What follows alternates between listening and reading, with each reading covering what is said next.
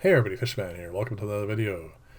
Another installment in the ongoing saga of filters versus ammonia. And the reason why you haven't seen one of these in a little while is I have completely reworked the entire parameters for this entire experiment. And that means, of course, I'll have to redo some of the original tests, but the reason for this, I think, is quite valid. And that is the amount recommended on the bottle of ammonium chloride to add into a tank this size is borderline toxic. And what I mean by that is, if I end up adding the right amount, the 60 drops, it is just underneath what I would call toxicity for this. But because the bottle is quite malleable, very soft plastic, sometimes you add a drop, sometimes you add 2 or 3 or 4, or get a little tiny squirt almost, and it is very difficult to get exactly 60 drops. So the first parameter I'm changing for this is I've switched over to using a syringe for adding the ammonia in, and I've also cut the dosage down. I cut it to 1/3, which means I'm only adding an equivalent of 20 drops into this. And the reason for that is, besides trying to get away from that toxic upper level, it also is better inside the range of the test kit I have. If I were to test the full amount, any kind of change doesn't really register on the test kit because it's pretty much at max for the first couple of days. And then as it comes down within the range of the test kit, you get to see results. So it does look like the filters aren't doing anything, and then they are sort of kicking in late on, and that was something I wanted to get away from as well. So what I'm doing now is I'm adding 20 drops, equivalent, 2 mils is what I'm adding, and then I'm taking an initial reading. And then in this particular case, instead of going back to the original filters, which you've already seen before, I am going to do the planter filters first. And the first one I chose to do was hornwort. So I've added a bunch of hornwort, as you can see.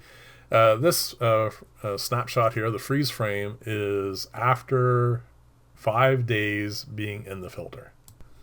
And as you can see, the hornwort is nice and healthy. It hasn't lost any needles. It is the proper color. And I didn't actually see any indication of needles or anything else in the aquarium either. And it is also nice and clean and healthy. So this is, by all indications, a nice healthy plant which should be going through its regular metabolism and taking whatever form of nitrogen it can get, which in this case is ammonium chloride, and metabolizing it. So let's get on to the results for this particular experiment. And as with all of the experiments so far, I take an initial reading, and then every 24 hours after that. And because I started off with a much lower concentration, which is within the color parameters of the chart, I expected to see, if not on the 24-hour mark, but on the 48 for sure, there should be a change in the amount of concentration or color. And as you can see here, after 4 days, there is no drop. There is nothing going on that indicates that the ammonium chloride is being used up. So I'm beginning to question this whole thing at this point, and what I did is redo this. So I redid this and got the same result again.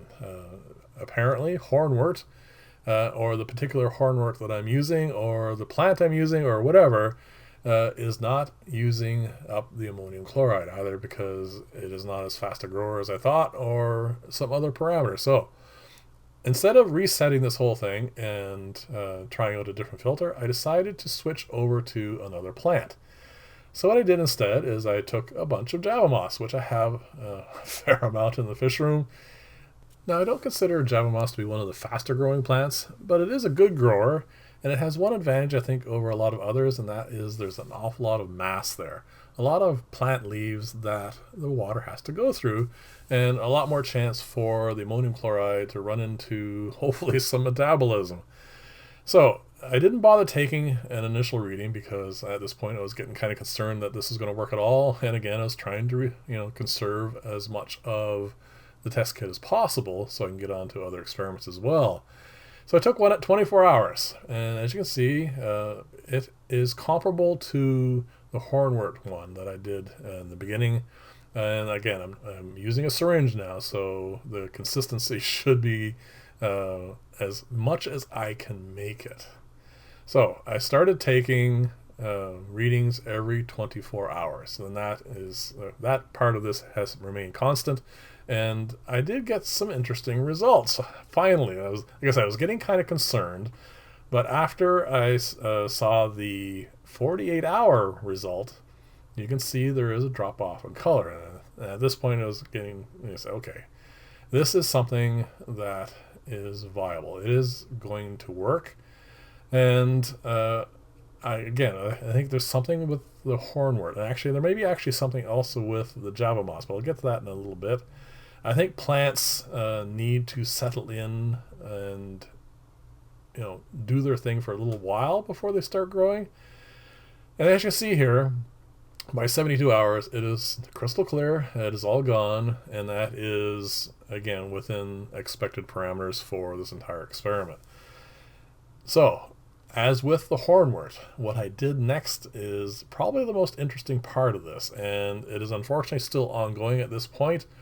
But what I did is, as soon as I got the 0 result, I immediately added ammonium chloride, the 2 mils, and then I started taking results again right away. I didn't want to, like I said, I didn't want to have whatever effect was going on to diminish it all, so I actually started taking it sooner than I would normally. And as you can see here, I took my first reading at 6 hours, and there shouldn't really be much of a change in that short a period of time, but you can see a slight difference in color. Not much, but it is starting. So this is going to be quite interesting, because I want to see if this is going to drop off even faster than the 3-day mark, which I expect at this point, because the other one hadn't much of a change at the 24-hour mark. So I'm going to do this, and then I think I might even repeat this one more time if it does turn out to be a shorter time frame. And then I'm going to move on and redo all the others. The box filter, the under gravel filter, repositioning the lift stack for the under gravel filter, all those things are all going to get redone.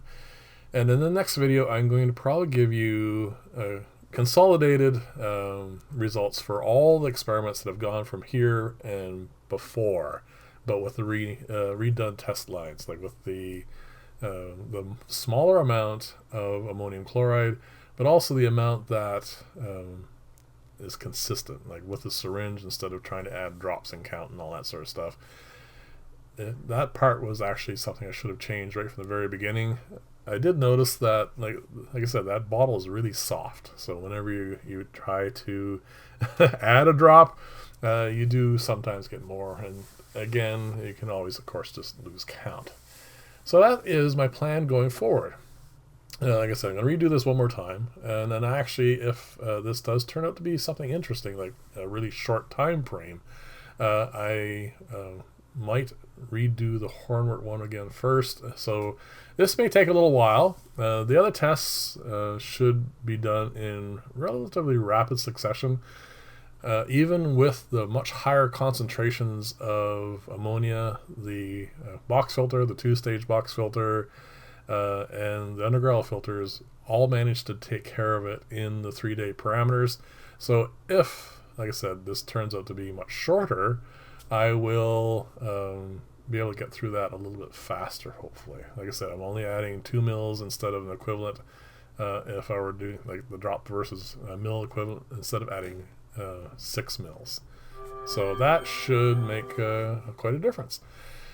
So, very long-winded way of saying I'm going to redo all these, and like I said, this is actually interesting now again, so hopefully I'll have some interesting, further interesting results for you shortly, or within at least a week or two. Now, I am in the process currently of building the large paludarium. I've actually finished today putting all the welds together.